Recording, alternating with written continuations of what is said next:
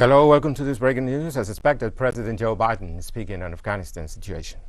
We've developed counterterrorism over-the-horizon capability that will allow us to keep our eyes firmly fixed on the direct threats to the United States in the region and act quickly and decisively if needed. When I came into office, I inherited a deal that President Trump negotiated with the Taliban. Under his agreement, U.S. forces would be out of Afghanistan by May 1, 2021, just a little over 3 months after I took office. U.S. forces had already drawn down during the Trump administration from roughly 15,500 American forces to 2,500 troops in country. And the Taliban was at its strongest militarily since 2001. The choice I had to make as your president was either to follow through on that agreement or be prepared to go back to fighting the Taliban in the middle of the spring fighting season. There would have been no ceasefire after May 1. There was no agreement protecting our forces after May 1. There was no status quo of stability without American casualties after May 1. There was only a cold reality of either following through on the agreement to withdraw our forces or escalating the conflict and sending thousands more American troops back into combat in Afghanistan, lurching into the third decade of conflict. I stand squarely behind my decision.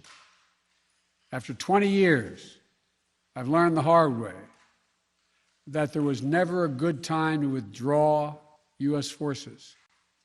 That's why we're still there. We were clear-eyed about the risks. We planned for every contingency, but I always promised the American people that I would be straight with you.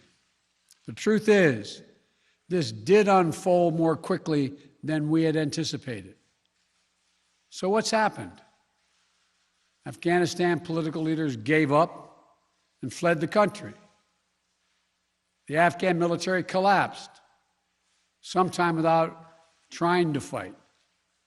If anything, the developments of the past week reinforced that ending U.S. military involvement in Afghanistan now was the right decision. American troops cannot and should not be fighting in a war and dying in a war that Afghan forces are not willing to fight for themselves. We spent over $1 trillion. We trained and equipped an Afghan military force with some 300,000 strong, incredibly well equipped, a force larger in size than the militaries of many of our NATO allies. We gave them every tool they could need. We paid their salaries, provided for the maintenance of their Air Force, something the Taliban doesn't have. Taliban does not have an Air Force. We provided close air support. We gave them every chance to determine their own future. What we could not provide them was the will to fight for that future. There's some very brave and capable Afghan special forces units and soldiers. But if Afghanistan is unable to mount any real resistance to the Taliban now, there is no chance that 1 year, 1 more year, 5 more years, or 20 more years of U.S. military boots on the ground would have made any difference. And here's what I believe to my core. It is wrong to order American troops to step up when Afghanistan's own armed forces would not.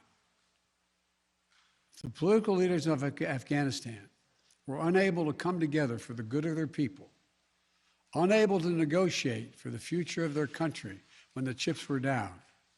They would never have done so while U.S. troops remained in Afghanistan, bearing the brunt of the fighting for them.